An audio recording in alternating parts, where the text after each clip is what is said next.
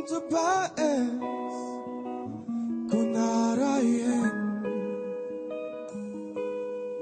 raya kuntiaraya kuntabaes kunarayen. Je cherche une image pour vous épargner les dérapages. Non, ce n'est pas la cerise sur le gâteau. Ce serait plutôt un gâteau de cerise à la portée d'un enfant avide de construction. Un enfant en quête de perles pour fabriquer son collier. Et où trouvera-t-il ces perles, qui sont souvent hors de prix? Réponse: là. Ah! Dans ses pensées. Or, nos pensées ne naissent pas toutes faites. Il faut les faire une à une, les composer, les formuler, les recomposer, puis les reformuler et de fil en aiguille, les enfiler pour en faire un collier qui vous permet de vous y retrouver, de ne plus vous perdre, ni vous sentir un peu perdu.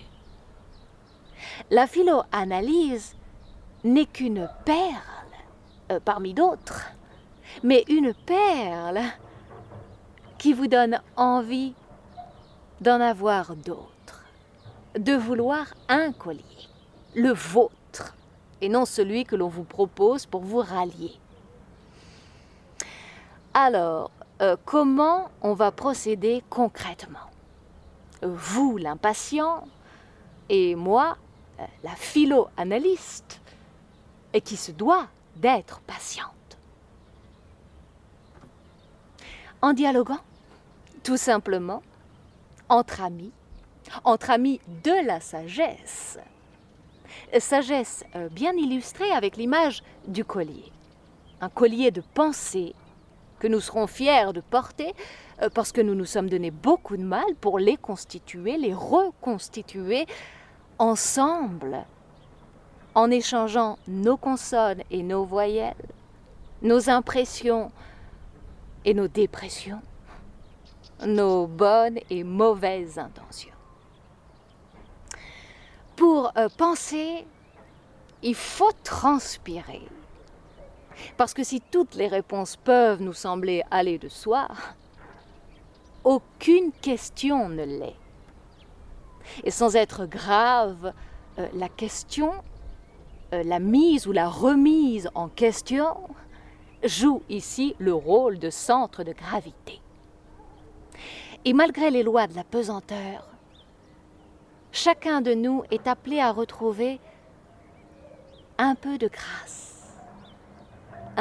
grâce pour respirer à l'air frais sans se laisser polluer, intoxiquer ou contaminer.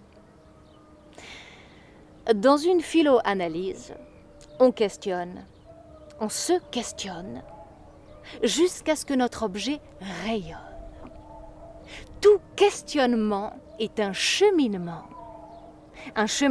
en vue d'un rayonnement pour plus de lumière, plus de clarté, plus de lucidité. En philosophie, tout est digne d'être questionné. Et même le moins intéressant est digne d'intérêt. C'est notre œil qu'il s'agit d'aiguillonner pour revoir ce qu'il voit ou croit savoir. Aiguiser l'œil au lieu de déguiser le sujet. Par exemple, celui-ci me dit qu'il n'en peut plus de sa bonne femme qui pèse 1 tonne et qu'il ne la supporte plus. Question: pourquoi tu ne divorces pas, l'ami? Et c'est avec ce genre de questions qu'il va se rendre compte qu'il y tient à son poids lourd. Qu'il y tient.